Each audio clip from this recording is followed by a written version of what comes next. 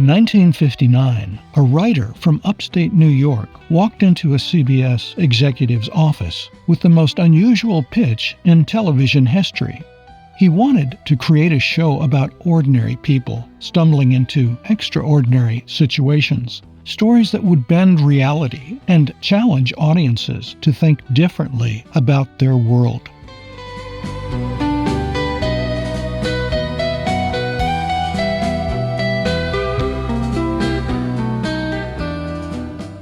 That writer was Rod Serling, and his show would become The Twilight Zone.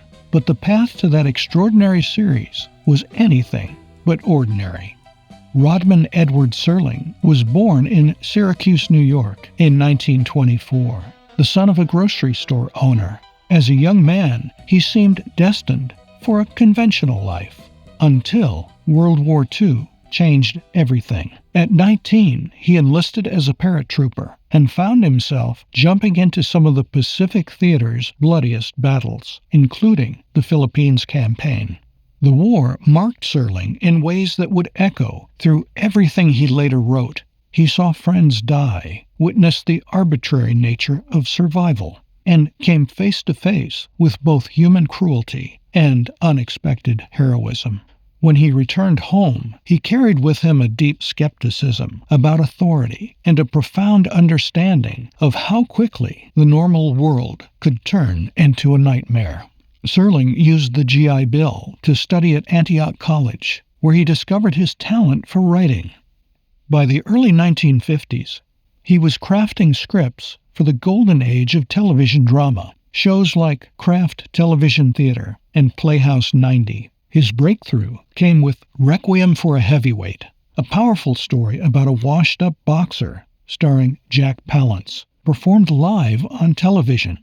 In an era when everything aired live, with no second chances, Serling's script was considered one of the finest examples of television drama ever broadcast, a masterpiece of live performance that won him his first Emmy and established him as television's most promising writer.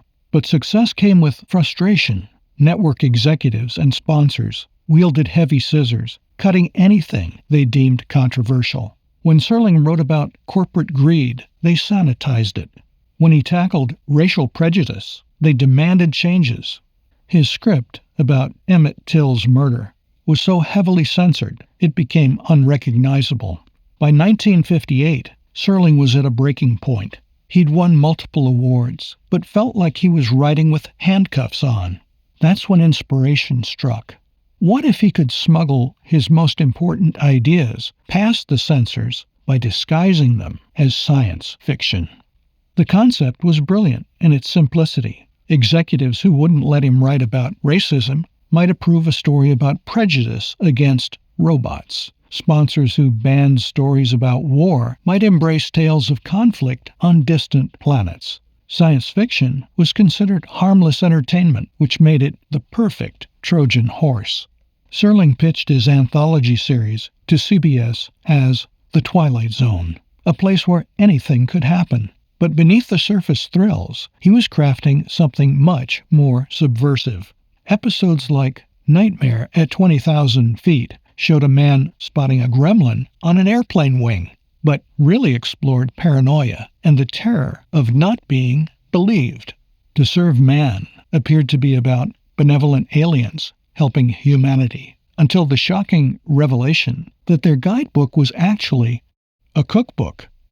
Kick the Can let elderly nursing home residents become children again. What made it all work wasn't just clever disguise. It was Serling's distinctive voice as host. Standing there in his dark suit, he would introduce each episode with that measured, almost hypnotic delivery. He became television's most unlikely narrator, a serious writer who could make the fantastic feel absolutely real. The show ran for 5 seasons. More importantly, it proved that television could be both entertaining and meaningful. Serling had found a way to discuss the most challenging issues of his time: prejudice, war, technology, by setting them in dimensions beyond the reach of network censors. But perhaps the most remarkable thing about Rod Serling was that he never forgot where his stories came from. The young paratrooper who had seen the world turned upside down in the Pacific had grown up to create a show where anything was possible.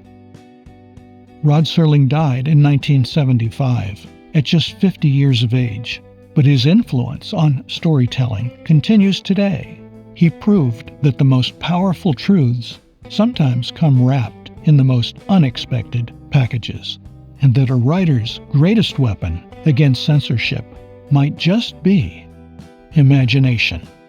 That may be his greatest legacy, the idea that television could not just entertain people, but prompt them to think more deeply about themselves and their world.